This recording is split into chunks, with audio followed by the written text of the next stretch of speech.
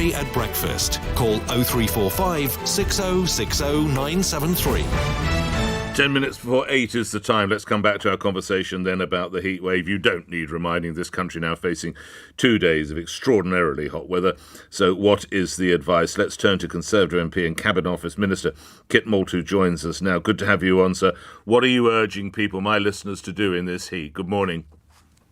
Morning, Governor. Well, we are urging people to essentially be sensible themselves, carry water, stay out of the sun, keep as cool as they possibly can, but critically to look out for those groups who we think are most vulnerable to the heat. So that is very small infants, and in particular, elderly people, often living alone, who we know are more likely to succumb to the heat.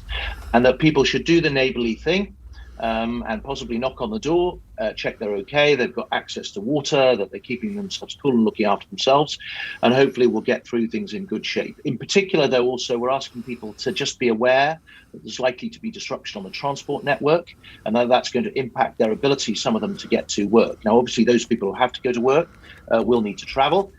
If they're doing that, take water, all the usual stuff you would expect. But given that there's likely to be significant disruption, particularly on the rail network, that people need to bear that in mind, and if they are able to and it works for them, that they should think about working from home. Mr. Malthouse, we've only just got them back into their office. Is it really wise to suggest they should all start working from home again? Well, it's not a product of the weather. It's a product of the disruption on the transport network, Nick. And we recognise that some people are going to have difficulty getting to work because the rail operators, in particular, are concerned, shall we say, to see how the network reacts to this kind of heat. So, for example, trains are having to go a bit slower so we don't have a buckled track and derailing, because fast trains put more pressure on the rail, and that will obviously cause some disruption. And so people just need to bear that in mind. I mean, Nick, many of us fly every summer, are lucky enough to fly, to find this kind of temperature elsewhere. So we sort of know what to do. Yes. But we've never had it here in this country. And so we just need to see how the system operates. And that's going to cause some disruption, which people need to bear in mind. But for example, we're saying that schools should stay open unless head teachers believe that there's a reason that they shouldn't, because we think kids are safer and better off in school. So it's just moderate, sensible stuff to cope with a hot 48 hours. Yours is a very good point. Those of us fortunate enough to have a few quid, we do fly. How come the trains continue to operate in countries such as Italy, the south of France, Portugal? Why don't their rails buckle? It's a good question, and it's because basically their systems are built to deal with that kind of temperature. Now, you will know, because I know you're of an engineering mindset, Nick, that there are tolerances built into equipment when it's put in place, right? So it's about the strength of the metal, the types of the seals, how it's laid, all those kind of things. Now, the system may well cope. It may well work perfectly fine. But we know, as I said before, that fast trains put heavy pressure on the rails.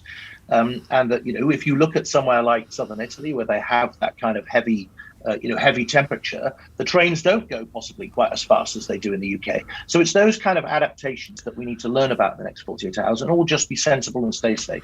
I understand you've chaired COBRA meetings concerning this. Do we really need a COBRA meeting for the weather? In all honesty, are we not becoming a little bit of the nanny state? Are you not becoming Mary Poppins on the quiet, Mr. Malthouse?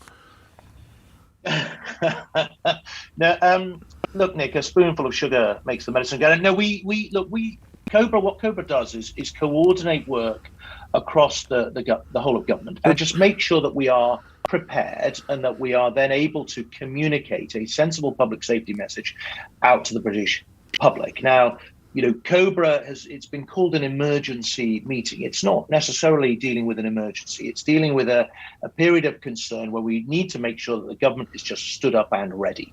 So, for example, we wanted to make sure that the 999 service has got the capacity it needs to cope over the next few days. We needed to decide about guidance for schools, about what they should do in a period of extreme heat, and we came to a conclusion about that. So it's kind of sensible planning and coordination that you would expect for the central government. It's not some kind of panicky, oh my God, here it comes. We're just getting ready. Just lastly on this, though, but the French government doesn't have to do it. The Italian government doesn't have to do it. Why does the British government have to do it?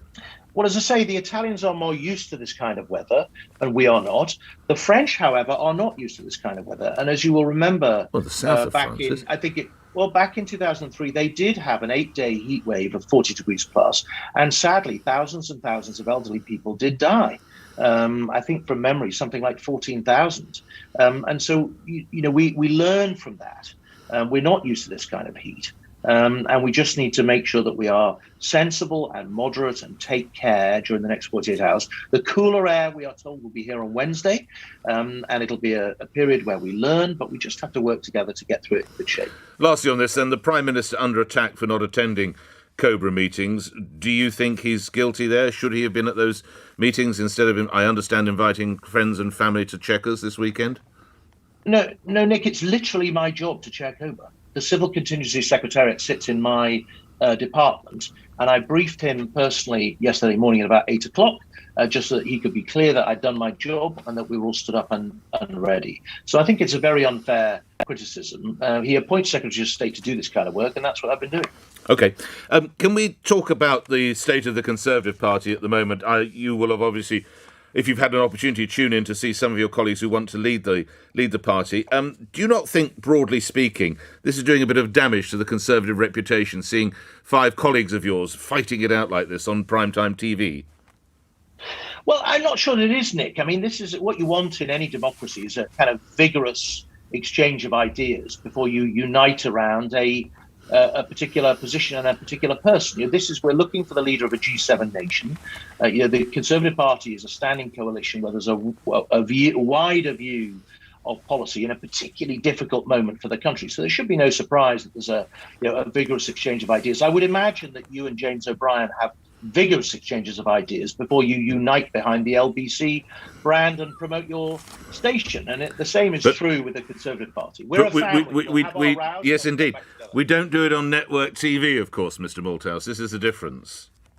Well, the public deserve transparency. They deserve to see where the leaders are coming from and about how they can win the argument. And, the Conservative Party is a family. Indeed. Yes, there is a family disagreement, but eventually we'll all come back together again in peace and love and harmony to win the next election. Well, Mr. Malthouse, I'm glad you agree that the public deserves transparency, because it now falls to me, I understand that not one of the recipients yet, so not one of the contenders yet, has been in receipt of the Malthouse endorsement.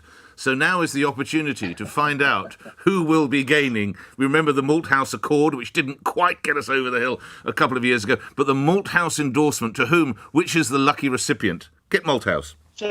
So, Nick, I haven't declared publicly because I have this slightly old-fashioned view that you should listen to what people say before you decide to vote. And so I've been listening, and I watched some of the debates last night, and we've got another hustings today. But you voted already a couple of times, Mr. Malthouse, haven't you? I have voted a couple of times already, and I voted on the basis of what I've heard and listened. But obviously, and so who was the lucky recipient of that vote?